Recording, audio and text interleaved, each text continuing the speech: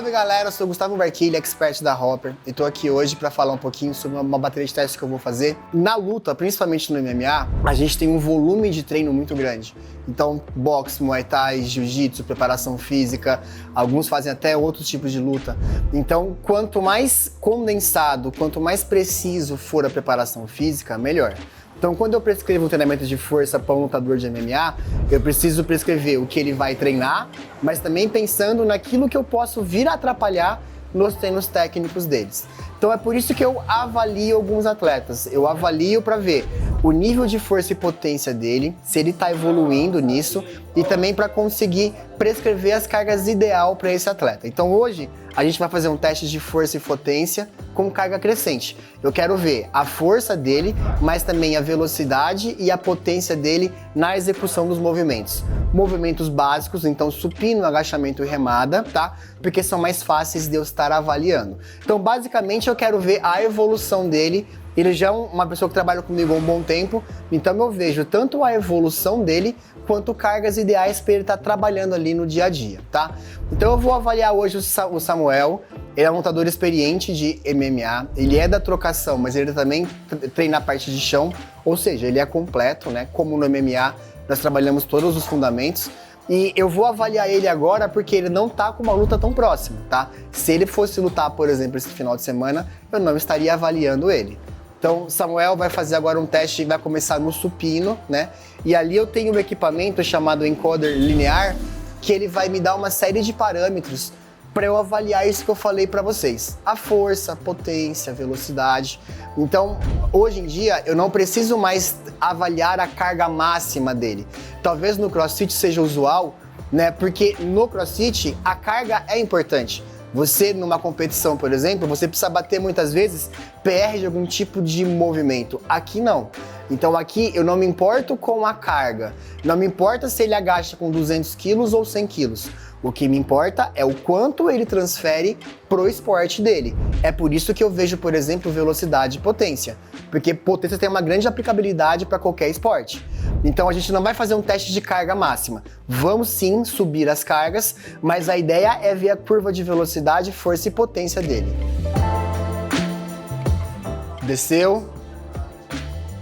Vai. De novo. Vai. Vamos lá. Mais uma.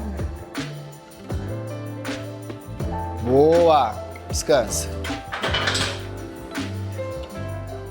Algumas coisas importantes. Então aqui, esse aparelho ele vai me dar uma série de parâmetros, né? Como eu falei, desde a amplitude que ele faz o movimento até a aceleração, força, potência, velocidade, tá? Por isso que é importante na preparação física a gente fazer o movimento mais explosivo possível. A gente acaba trabalhando para que ele faça o movimento concêntrico o mais rápido possível.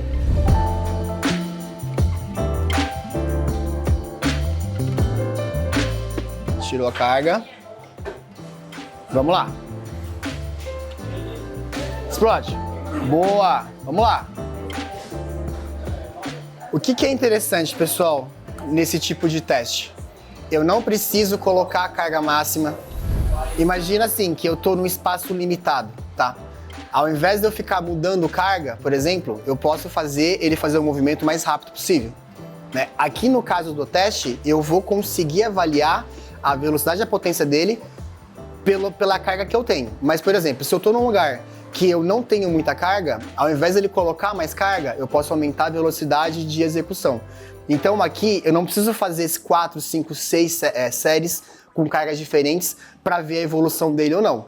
Eu posso fazer 2 cargas, por exemplo, e eu ir comparando isso, porque eu tenho o peso corporal dele, então eu sei quanto que ele está desenvolvendo de potência pelo peso dele, tá? E eu tenho a curva de velocidade de potência. Então, se ele colocar a mesma carga sempre, mas ele começar a sempre fazer mais rápido o movimento, ele teve uma evolução. Ele ganhou performance, porque mesmo com a mesma carga, ele está fazendo um movimento mais rápido. Intensidade não é somente peso.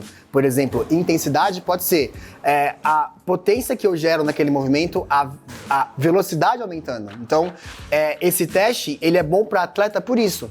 Eu não preciso acabar com ele fazendo um teste. Eu posso, com cargas pré-selecionadas, ver a evolução dele pelo que ele gera de movimento, de velocidade. Então isso é interessante para atleta.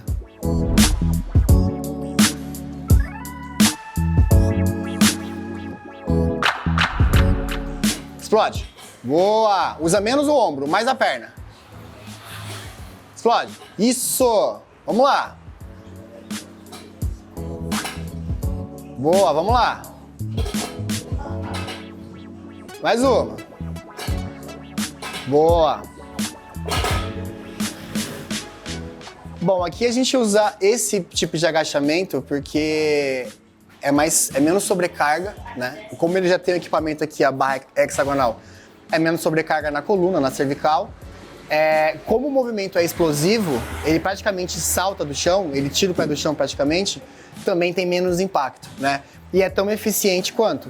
A ideia é a mesma do outro, eu quero avaliar algo para membros inferiores, né? Usando, aqui no caso ele usa o que a gente chama de tripla extensão, ele usa quadril, joelho e tornozelo, e a gente está avaliando a potência, força, velocidade, com pelo menos 2, 3 cargas diferentes para eu ver a evolução dele. Então uma ideia muito simples.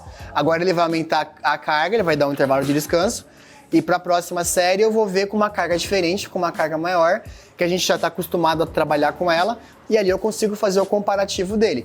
E, gente, como eu frisei no supino, eu consigo ver também o quanto ele está produzindo de potência pelo peso dele. Então, o que é ser eficiente? Não é ser mais forte. Ser eficiente é você utilizar melhor a sua força, a sua potência com o peso que você tem. Então, isso no CrossFit, por exemplo, é muito importante. Então, não adianta ser mais pesado se você fica mais fraco, ou aumentar a sua força se você aumenta também o seu peso. Você não está ficando eficiente. Quanto mais leve, mais forte você for, mais eficiente você é. Esse equipamento, ele me dá isso. Ele me dá justamente essa eficiência.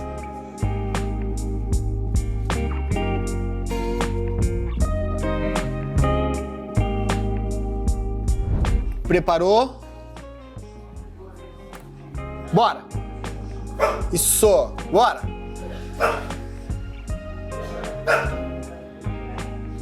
Boa!